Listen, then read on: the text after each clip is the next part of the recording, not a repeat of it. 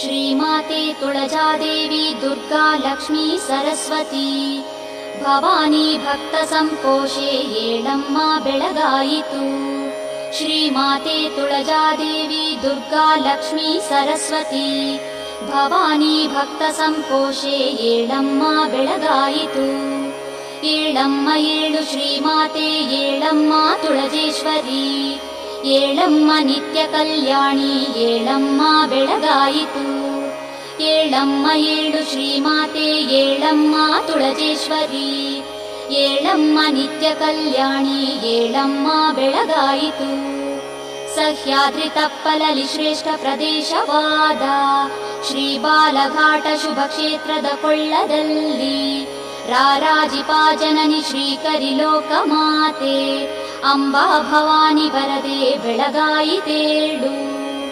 Sahyadri ತಪ್ಪಲಲಿ Shreshtha